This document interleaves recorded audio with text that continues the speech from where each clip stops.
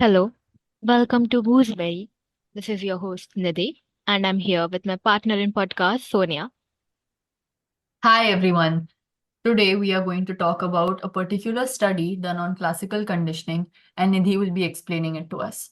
Yes, the Little Albert experiment was a classical conditioning experiment conducted on a little boy named Albert. Albert here is a pseudonym. Experimenters classically conditioned Albert by repeatedly pairing neutral stimuli such as rats and rabbits with feared stimuli like loud noises. Albert developed a phobia of similarly white and fluffy stimuli. So, before we dive deep into this, let's first understand what exactly is classical conditioning. I won't be explaining in depth, as the next episode will be based on all about classical conditioning itself. So, classical conditioning is a way of learning where a stimulus that triggers a biological response is paired with a new stimulus that then results in the same reaction. A very famous experiment was done on dogs by Russian physiologist Ivan Pavlov on this. Now, let's get to the experiment again, um, or the case study of little Albert. The experimenters here were John B. Watson and Rosalind Rayner. We all know who John B. Watson is. He is an American psychologist who established the psychological school of behaviorism, and Rosalind Rayner was his graduate student assistant who he had an affair with and then eventually married after he got divorced. But we are not going to talk about that since this isn't a gossip podcast about dead people. Yes, it is. Okay, so John B. Watson wanted to see if Ivan Pavlov's classical conditioning could be used on humans. He, along with his graduate student, Rosalind Reiner, carried out the infamous Little Albert experiment. Emphasizes on infamous. They begin by exposing. Okay, so what they did was um, they began by exposing Albert to stimuli such as white rat, monkeys, and rabbit. So at first, Albert didn't show fear of the object. And he actually, when he was being exposed to like, they first brought a monkey, then they brought a dog, then they brought a rabbit, and then they brought a white rat. Albert actually liked the white rat. He got very, like, he was like playing with the white rat and stuff. And then Watson and Reiner paired one of this neutral stimuli, the white rat, with an unconditioned fear stimuli, like that was the loud noise. Since, like many childrens, Albert was scared of loud noises. This provoked an unconditioned fear response. So, what the experimenters did here was like they left Albert alone with the rat, but each time he reached for it, they would hit a hammer against the metal. Okay. So what happened was like they let Albert play with the rat at first. Then um while he was playing with the rat, it's obvious that little kids or even us, if we hear a loud noises, we have a tendency to flinch or get scared. And since he's a little child, he obviously is going to be more scared than us. So when the first time, um, when Rosalind Reiner or John B. Watson, someone was standing behind this little Albert, and they banged like a hammer onto a metal pipe. When it was done for the first time and I bang like up this noise came, Albert at first was just like a little hesitant. He flinched, but he didn't show a very strong reaction to it. He again then began playing with the rat as he was doing because he liked the rat. It for him it was like a very cute fluffy stuff. It was like his friend already because little kids anyways. um then uh once more they banged the hammer on the metal pipe. This time, Albert got little scared and he distanced himself, like he flinched and he distanced himself from the rat. He was like, and then again, when he tried to reach for the rat, they again strike the hammer on the metal pipe. And now Albert started crying because this provoked a very unconditioned fear response from Albert. So when each time, whenever Albert used to try and reach to the rat, they would hit the hammer against the metal. Now, the sight alone, after several tries of just hitting the hammer on the metal pipe whenever Albert was reaching for the rat, uh, they stopped hitting the hammer. Now they just brought the rat again. This time, they didn't hit the hammer against the metal pipe. Um, but just the sight alone caused Albert to cry, which was a standard reaction to loud noises, like crying whenever he heard a loud noise. But now, just seeing the rat, Albert got scared of it. Thus, this experiment was able to turn the neutral stimuli of the white rat into a conditioned stimuli and provoke a conditioned response of fear. Now, after this initial trials of giving the rat, the bringing the rabbit, the dog, then playing with the rat, and then hitting the hammer on the metal, after all this was done, little Albert was sent back home. Now, a week passed, and little Albert was brought back in, this time and exposed to other animals. When presented with a white rat or any other furry animals, or even a fur coat, he burst into tears and attempted to crawl away. This is known as stimulus general generalization because Albert began to fear other white furry objects due to their similarity to white rats.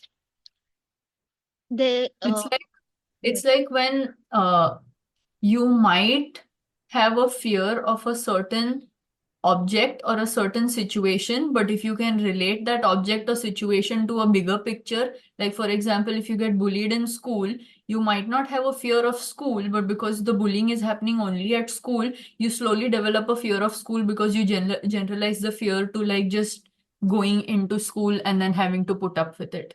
Yes, exactly. And I think we always tend to generalize things a lot in our daily life too.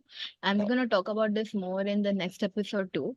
But now what happened, like Albert started generalizing every white and furry stuff to like the loud noises and like the rat. He was only initially scared of the rat. The banging of the hammer on the metal pipe was done only when he was playing with the white rat. But now what Yeah. happened due to this, he started generalizing every white furry stuff as that's the word. If I go touch that, the loud noise is again going to come and I'm going to get scared. Mm-hmm. And if you follow our Instagram page, I think we will be putting on pictures if Instagram allows us and like not bans us because Yeah, it's a little bit the pictures are we are a kind little of bit doubtful. yeah, the pictures are kind of, I don't know, Questionable. not safe for work. Um, Yeah. yeah, there is one specific picture where John B. Watson is wearing a Santa Claus mask with the white beard, and Oh my Albert God. The way he is goes, creeping up I on him. Oh my yeah, God. yeah, you know. I was concerned for him, both of them. Yeah, just the sight of it, Albert started crying. Like imagine a kid is now afraid of Christmas, and even He he was trying to crawl away from Watson when he was wearing a mask, but yeah, then like Watson held him and pulled him closer so that he could deal with the situation and see his reaction. But he was bawling, man. bro. That kid was bawling. Like imagine seeing a white fur coat and just getting scared of it. And It as bro, it's insane. it's fucked up. Um, yeah.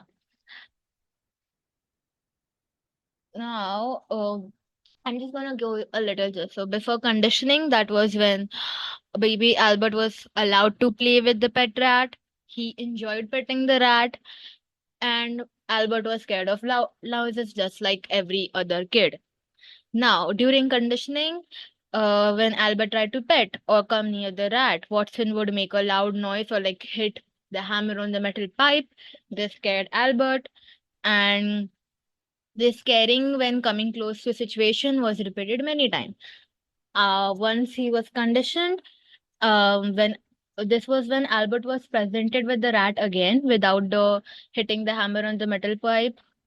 But just the sight of the rat alone made him scared, and he started crying and he just tried to move away from the rat. He had become conditioned into realizing that the white rat was related to loud noises. This was also when generalization happened, when he started generalizing and putting every single white furry object into one box. Like, I see this, I'm gonna get scared. This white furry object is trying to kill me. Okay. Now it's like, okay, yeah, he, John B. Watson and Rosalie Rayner tried to condition a child. Yeah, so what? They, Albert is not scared of rat. What's wrong with that? Many things. So let's get into this. Okay, first of all, This this, is our favorite part. bro, This is our favorite part. when I was researching this, oh my god, the amount of times I have sent just voice notes of me just ranting about what's wrong with humanity, what's wrong with this. Because every time I, you know, She just kept getting more and more disappointed each time she looked stuff up and got deeper into the research. It wasn't fun. no, it wasn't. Uh, okay. So first of all, this experiment is considered very, very unethical because, As it should be. yeah, why? First and foremost, the researcher failed to decondition Albert to the stimuli he was afraid of, which should have been done after the experiment. Um, I Okay. So what is deconditioning? Uh, Albert here was conditioned to be get scared whenever he see a rat. But deconditioning is when whatever you um conditioned, like Albert was getting scared, and you have to remove the effect. It's like, when you um invent a virus or discover I don't know, just imagine there's a virus. For every virus, there is a vaccine. There is supposed to be a vaccine. Because when you're doing something, you should have a backup plan to undo it. And over here, Yeah. yeah, when they started conditioning Albert, they never undo the condition. They never deconditioned here. Even in They just let him be as it is. yeah, Like, okay, now you go survive with this fear that yeah. you have. Yeah, because there's one thing about called as extinction. This was done in Ivan Pavlov's dog experiment, but this we don't know if the the irrational fear of Albert just getting scared of white furry animals or stuff, if it ever extended, because we never knew, because they never deconditioned Albert here. Also, the second and the most fucked up thing here is like Albert. Okay. So Albert was just 9 month old, not a year old, not a 9 year old, 9 month old. Various some sources say he was 8 month old, but most of the reliable sources say he's 9 month old. So we're gonna go with that. 9 month old, that means Albert was in infancy stage. And okay, now get see, a child is not even aware about himself till the age of 6 month. Okay, so before before 3 months or so, Albert wasn't even aware that, oh, about his I own am breath. me. Yeah, Yeah. and not only okay, since Albert is he's just 9 months. Facial recognition, this starts at the age of 1.5 years. So Albert can't even recognize his face now. Like if you put a mirror in front of him, he and put a mole on, like a bindi on it or something, I don't think Albert will be able to recognize ki, oh, that's me. He won't be able to differentiate, oh, that's my face, that's your face, because Albert is still 9 month old, and facial recognition start occurring at the age of 1.5 years. And this makes a lot of sense when it comes to generalization because he didn't even know what his own face looked like, so he couldn't distinguish between a white rat and Santa's beard. Yes. It makes a lot of sense. Yes, exactly. Also, just for general information, infancy, it ranges between 2 weeks from birth to 2 years. Okay.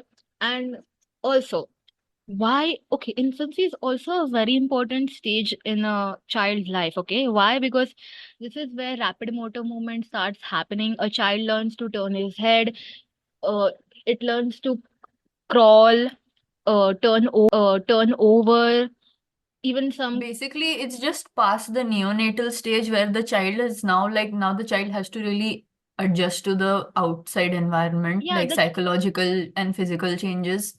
yeah, the child starts getting independent because this is when the child starts developing a attitude of itself, a behavior, a attitude, physical movements, and physical development starts happening very quickly this age.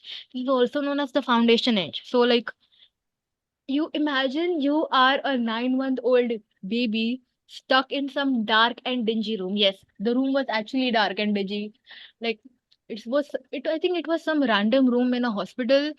Bro, small random room. I would have been shit scared even though I don't know what's happening. The child doesn't even know what's happening around him. He's probably like, what the hell, where I want my He mama. probably couldn't even see the faces of the two people who were exploiting him, bro, because of how dark the room looked. Yeah. Also, the worst part of this is like Albert actually ended up passing away at the age of 6 due to hydrocephalus. Okay, now what is hydrocephalus? Hydrocephalus, it is a condition that can lead to brain damage. Basically, it's a neurological disorder caused by abnormal buildup of cerebrospinal fluid in the cavities deep within the brain. So basically, what happens is like, uh, your brain has excess pressure on it. The other simpler name for it is like water on the brain or water in the brain. It's not water that is there, but like the cerebrospinal fluid, it increase abnormally in the, it should, in like, it's not in normal level than it should be. Okay, this causes lots of issue in kids. Like the head is usual, like it's enlarged than normal heads. This It's visible in the cranium, like the Yeah, cranium widens because of it. there's, and it puts harmful pressure on the brain's tissue. Okay, and there are also, obviously, if you there's some issues, or if you're having a disorder in your brain, if it's a neurological disorder, it will have some other symptoms that comes to that. And like, there's a list of symptoms like frequent seizures. How do you pronounce it? Seizures. Yes, okay, cool. um Vomiting, and the symptoms actually vary from from a child to a adult, depends to a older person, and from people to people. So I Because the developmental conditions are different, so it yeah, might the effects are also different because of that. yes. So also, despite knowing the child's health condition, Oh what wow, so amazing. He is yeah, absolutely evil. yes, Watson continued the experiment. Okay, like, don't even, in today's world, this experiment would not even be approved by the Institutional Review Board. Like, Institutional Review Board protects the right of human research subjects and studies. And okay, but Dr. Watson would have gotten shedded. Okay, this man should not be allowed within 5 kilometers near a child. Okay, please. Also, this, and let me tell you why this is like exactly, um when Watson was conducting this experiment, there are many flaws with it. Now, when the third point was about the health issues, now let's I'm not gonna say right now, but we will get into that later on. So like, there are some inherent flaws with the little Albert experiment. um like, first was the age. um like we said, like, the Albert was too young. Like, if you want to see you if the experiment is working on animals, and if you want to see how it will work on humans, why take a baby? I feel like a baby is like, because babies are very easy to train. Okay, you can, Yeah. yeah, if you really want to see, why not Children take, are a clean slate, so yeah, because then a baby can't even give his consent. Okay, because, you're starting at rock bottom anyway when you're taking a child. yeah, like, bro, where is the consent, bro? Like, if you want, Not there. if you Error want, not found. if you wanted to be at least, to consider the experiment like, oh, okay, so humans can be classically conditioned. You can condition humans to, you can condition fear into humans, but the human is a child, bro. Like, it's not even a child; it's like a baby. Like, That's barely a human. That wasn't a human until 9 months ago. What are you doing? yeah, and we know the age he didn't deconditioned. That was a problem. These are like the initial two problems we know. Now let's get into the more. Okay, the experiment was supposed as classically conditioning theories on humans, but they only use one subject. There is a thing called sample size. So whenever when you're when you have a hypothesis and you want to try it out, you always need to have a sample size of whatever you're trying, like people. Because I can't say ki, I have discovered a new vaccine and I think it will help. Let's take COVID while example. Imagine if I have invented a vaccine and I test it out on my sister. Okay, no, I tested on Sonia, and Sonia survived. And I'm like, oh, this vaccine is the best vaccine out there. You should try it because one person survived. One person who is like a teen who has different health issues. Just because Sonia survived, that doesn't mean if you try that vaccine on me, I will survive. I would probably die the next day. That is the You reason why. never know. Yeah, you need a sample size. But here there was no sample size. There was only one subject. And this sole subject was an infant who wasn't even 1 year of age and had like many brain damage. Like, therefore, like, this experiment only proved that one white male baby with hydrocephalus could be classically conditioned. The result should not be generalized across people of different ages, genders, like anything, social economic status, sexual orientation, race, and like, you get it, without more test subjects. Furthermore, the researchers didn't truly explain how they collected the data, which makes the experiment difficult to replicate. There's still photographs of little Albert's reaction to stimuli, but it seems that the researcher mostly relied on the subjective personal observation, because we all know you can easily manipulate photos, bro. Like, we as like the generation was always We on are in social the media. tech savvy generation Yeah. now. Yeah. Because Anyone with a laptop in their mom's bedroom can edit photos and like and no, really make them like an issue. I mean, this is not about editing photos here, because I don't think editing was like there at that. Even a thing back then, yeah. Yeah. But it's about okay, you can make a child, when you see wedding photographers, a child is crying, you can show a doll or a candy and the child might look happy in the photos. But people who were present in the wedding will know that the child was bawling the entire time and was so fucking annoying. Menace. Yes. But in the photos, Menace. the child would seem happy. Like, so we don't exactly know if, oh, did Albert actually enjoyed playing with the rat, or was it because there was something behind the scene that he saw and he was happy? Or did he really have a fear reaction? Or behind the scene, Watson did something like pinching him or something like that. We don't know that. Yeah, we can't be sure. And the other person other than him who can be sure is like His assistant, like, who, I don't like to demean women on what they do, but like, that wasn't cool. yeah, we can't, it's none of our business. Oh my God.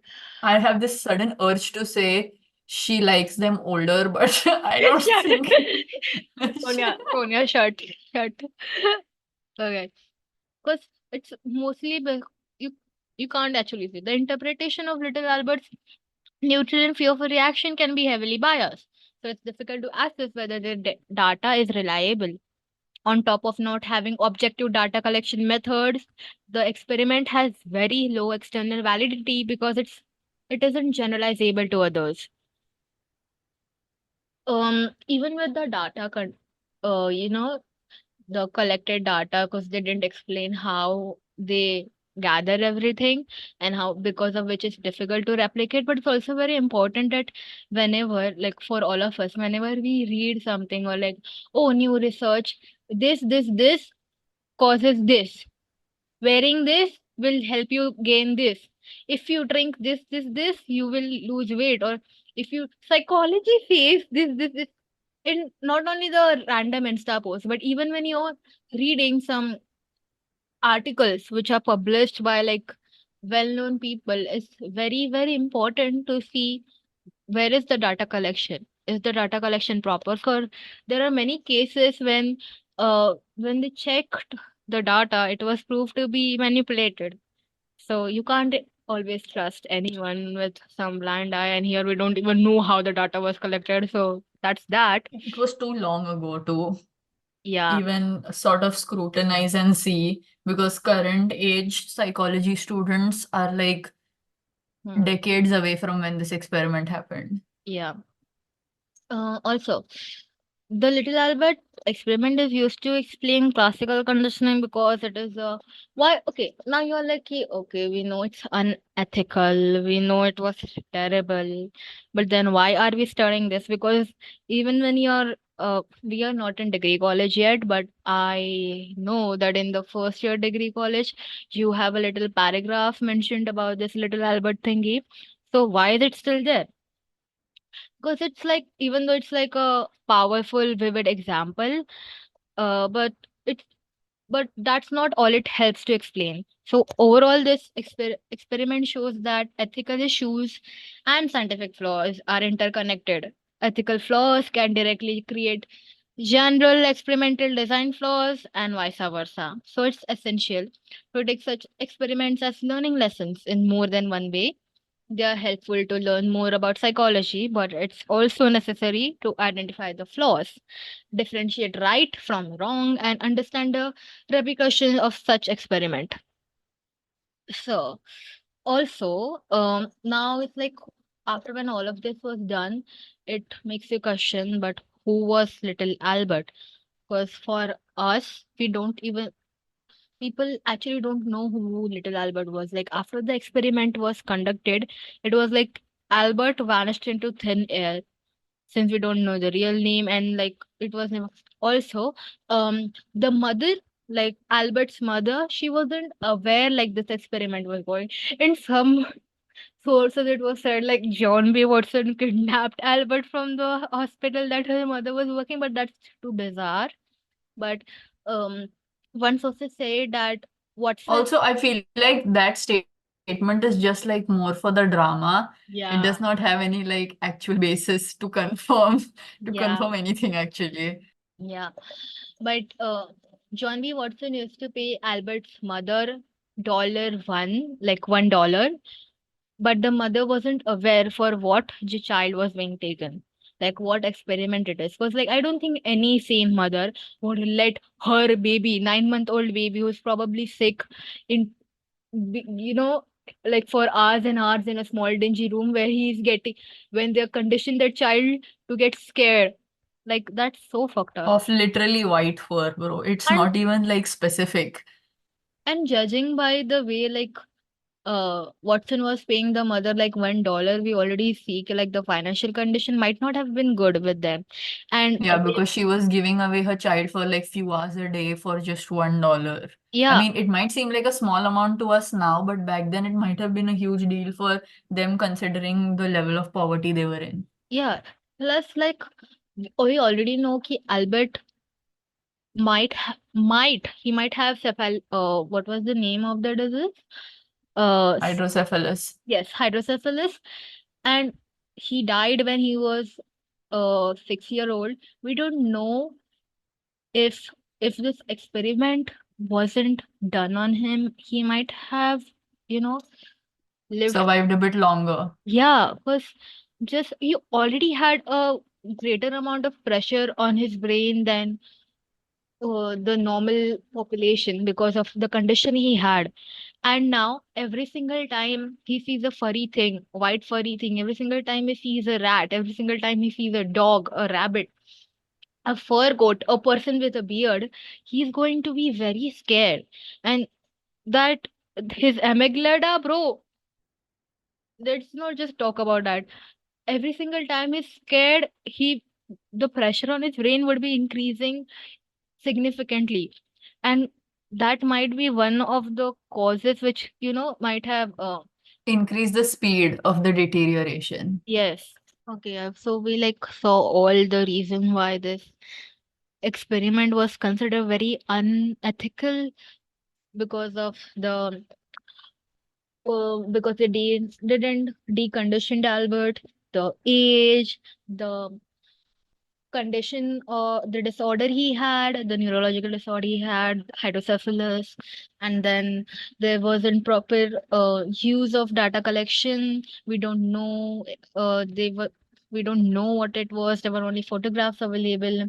There was only one subject, that was Albert itself, and like there wasn't a sample size, because due to that it's not generalizable to others. And also we all saw this, but now it comes to the question, like, who was little Albert? Because I just mentioned it few seconds ago, I don't know, I just mentioned it. Before that, we Albert, he kind of disappeared into air. No one knows who little Albert is, and Albert wasn't even his real name. This was a pseudonym given by John B. Watson to the little child. So there was many investigation done on this to find out who little Albert is. If you want to know more about it, you can Google it, but most of the reasons why the investigation is done, it's not accessible to the layman crowd. Like, you have to pay in dollars for something and all. But okay, Yeah, uh, we were sad yeah. that we couldn't get a whole picture. Yeah, because like all this data collection about and the investigation, this was posted in APA, that is American Psychological Association, in their journal and in their magazine and journal, and just everything. But we only found the gist of it, like what's in the magazine. We couldn't get the magazine because you have to pay like dollars, and you need a specific permission to view it, and they're not going to let some teens from India to view it for free. So yeah, that's that. So evidence was collected that indicated that Albert B, the lost in part subject of John B. Watson and Rosalind Rayner famous conditioning study, was Douglas Merritt. Okay. Even if you just search the name up, Douglas Merritt,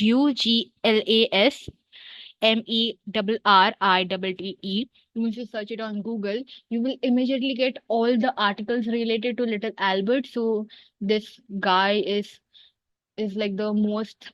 It's like there were three people who were suspected to be little Albert. So from the three, this one is the more narrowed down subject, or like the more prominent with higher probability that this was little Albert. So, following the finding that Merritt died early with hydrocephalus, question arose as to whether Douglas' condition was congenital rather than acquired in 1922, as cited on So it. this basically means that it was found that the condition was there since birth. It Yes, wasn't developed later on. yes. So On his, this was found on his death certificate. This was and this. Okay, so this would imply that little Albert was not the healthy and normal infant that was described by Watson and the numerous secondary sources. So that puts Watson in such a bad light. Oh my God. I mean, what was he thinking? Could he like not gather some subjects? Like, wasn't he like a well-known person, like a well-known name? wouldn't people like Like, come to him if he just put out like a poster or something that he needs people for his experiment? Probably would, unless they were aware of how he was. Then I mean, lore. I mean, was he like, was he so excited to just like, oh, I want to see? Was like, did he got so inspired by Evan Paula that he wanted? Oh. he did this Let me experiment ruin on a dogs. child. Yeah, he did this experiment on dogs. I will go one more step forward and do it on a child. No, no, like, bro, what were you thinking? Um, Nothing makes sense here. and we're not going to talk about his child rearing practices or the book he published. Oh my God. Or how what happened to all of his children and Hmm. how they just eventually either committed suicide or died. Yeah, we are not So going to talk about that. So So, when detailed analysis of Watson film footage of Albert suggested substantial behavior and neurological deficit. Okay, so the video is still available on the internet. If you want to search it up, you can see it. And if you see the whole video, you will see that Albert, the child, is they're like very substantial behavior in the way the child is acting. It kind of shows like, oh, this child is kind of different from the rest of the normal kids population. Like something is wrong with this child. Like not wrong in like the bad kind of wrong, but like he's different than other than it's very prominent if you see the film footage. Um and the anomalies that we observed in the film of Albert are insufficiently explained by his hospital upbringing. But okay, so people try to explain it the way like Albert is like acting differently is maybe because he grew up in the hospital. His his early upbringing was done in the hospital and all, but are consistent with findings from newly discovered medical records of Albert here, like the guy, Douglas Merritt. So first people were like, no, no, that's because he grew up in a hospital environment and all. Maybe that's why he's acting like that. But then when people started finding medical records of this child, they started saying, oh, it's because of his this condition. Also, hydrocephalus. Okay, okay, let's get into this. This document revealed that the infant suffered from um hydrocephalus. There are like two more names of disorders which are too difficult for me to pronounce, so I'm not going to talk about that. And also retinal and optic nerve atrophy. So what retinal and optic nerve atrophy is like the optic nerve cell here is like damaged. So again with him being just a 9-month-old kid who still doesn't know facial recognition, plus he had an optic nerve deficit, so we don't know if he actually like the generalization part, maybe he saw the fight fur coat as actually the rat because he couldn't see it properly because his vision was not that proper. he had impaired vision. Basically, Yeah. everything about this was wrong, and he had like multiple uh issues, obstructive issues since birth, which probably Watson was aware of, but did that stop him? It didn't. I mean, Absolutely not. it did, and all the medical history record indicates that Albert's session with Watson occurred during the period when his clinical courses were relatively stable. So, like, uh, he was undergoing treatment, but the courses were relatively stable this period of time. And when further inquiries, we found ample sources of information that okay, then some people might say, oh, maybe Watson wasn't aware of this. No, after further inquiries, we have they have found ample sources of information it was available to Watson that would have made him aware about Albert's medical conditioning at the time he tested the baby. So yeah, there is that. So forget about experimental ethics. Watson's legacy, bro. Let's not talk the Albert study. This is like if you wanna see more about this, you can just go into PsycInfo database record 2020 APA. Like, if you want, I can put in the link or like I you can DM us on our Instagram account that is Gooseberry Pod, and I can DM you the link if you are like too lazy to search it up. Hmm. So that's that. There is also a specific article which summarized the author's effort to determine to find out Albert's identity and like the fate, like what actually happened to him and all. And it's actually very sad to see like a child had to undergo and suffer. And this child was not even a normal child. He was already someone who was suffering.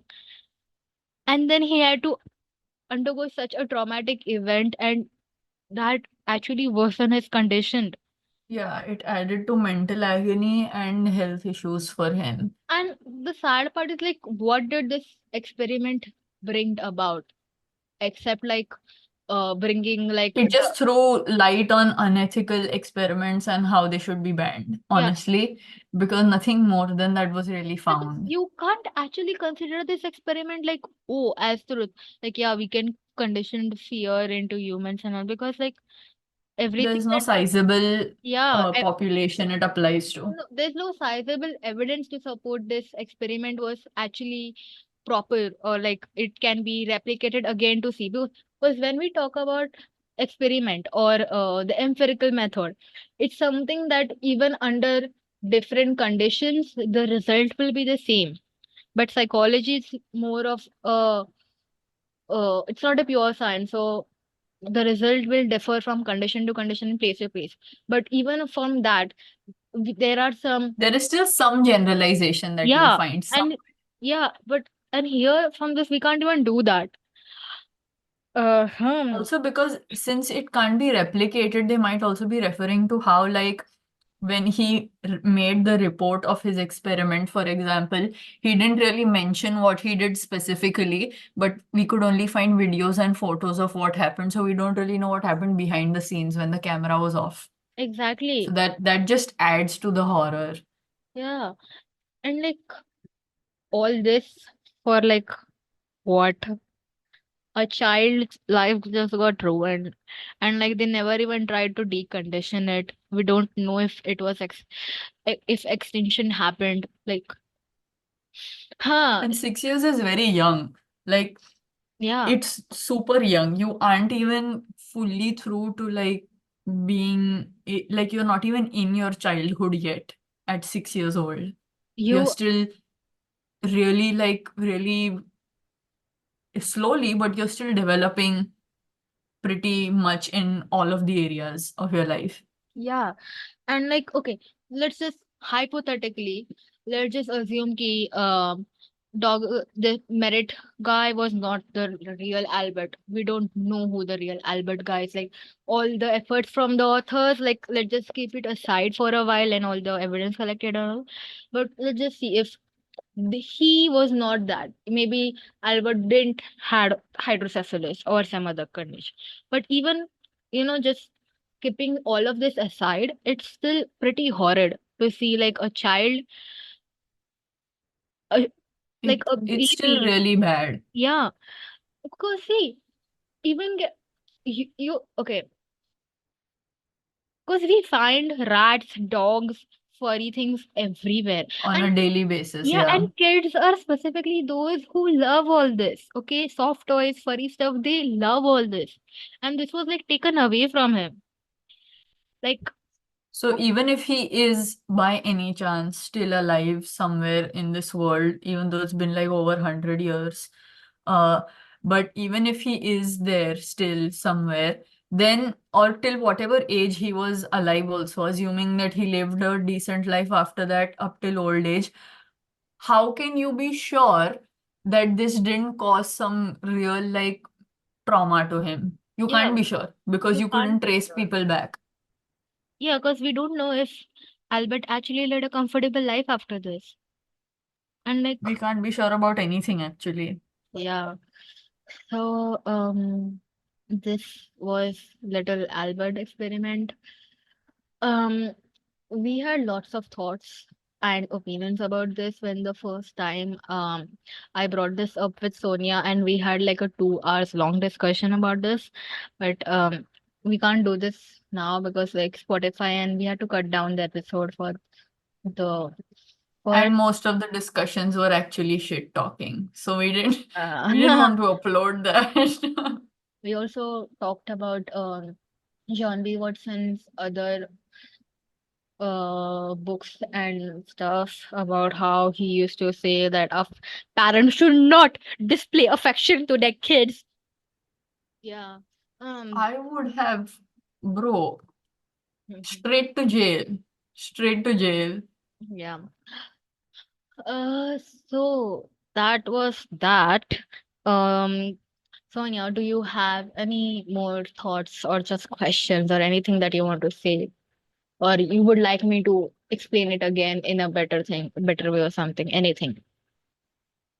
No, I feel like this was good. The only thing I would like to add here is that, like Nidhi already mentioned earlier when we were going through all of the content we needed to cover, you should not just blindly trust any experiment, because there are multiple experiments that until you have not gone to the deep depths of where the experiment rooted from, you still won't be able to give like a sure short answer saying that this experiment was done with a sizable amount of population, this experiment was ethical, this experiment was based off of genuine doubt that the experimenter had. So until and unless you haven't done your own research, don't blindly trust and believe like random links and YouTube videos. Just one YouTube video or just one article does not justify everything that an experiment had included. So rely on multiple sources, and whatever tallies the most in all of the sources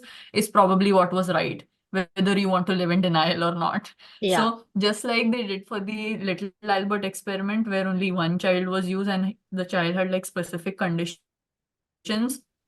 and that's where the child showed specific responses. Don't rely on one source and expect it to be fully true. Take everything with a grain of salt. Yeah. Definitely. Yeah. So I forgot what I was going to say, but that's it for like okay.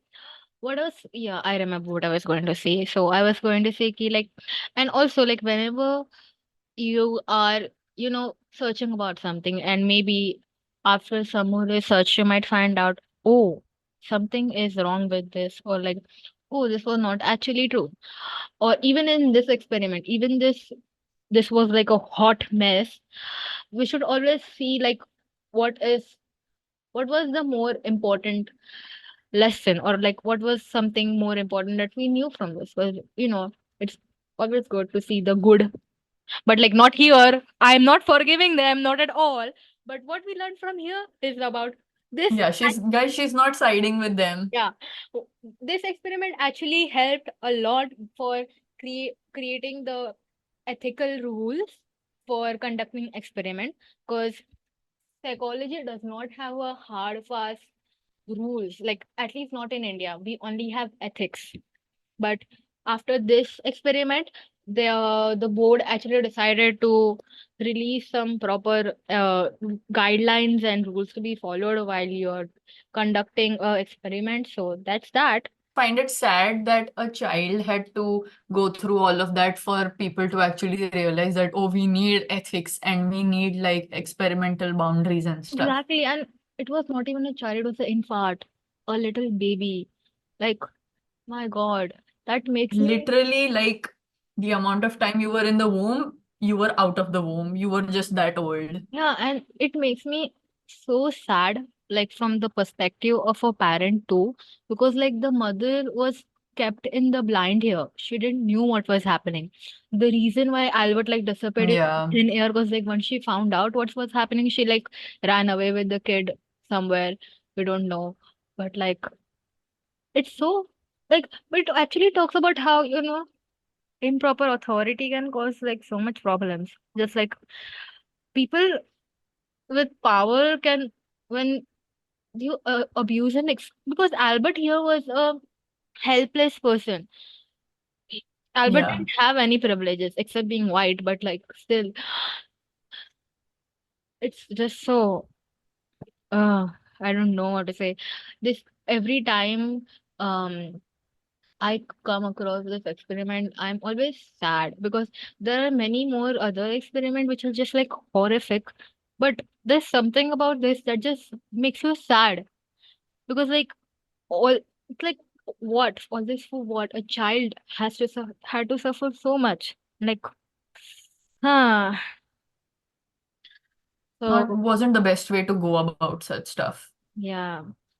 So that was that for today's episode on Little Albert.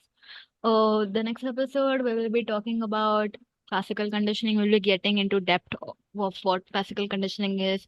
We'll be talking about the Ivan Pavlov's dog experiment and how experiment should be, um and just basically classical conditioning. And Sonia will be talking about operant conditioning too. So stay tuned for that. Um, yep.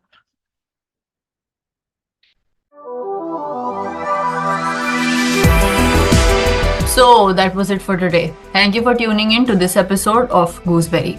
If you're listening to this episode on Spotify, go check out our YouTube channel called as Gooseberry Podcast. If you're watching this episode on YouTube, go check out our podcast on Spotify called Gooseberry. Follow us on Spotify and YouTube so you're always on time for every new episode we release. Follow our Instagram for sneak peeks of the episode, behind the scene footage, fun reels, engaging story, and a whole lot more. Because I'm very funny, guys. So, like, please. Yeah, she manages our Instagram.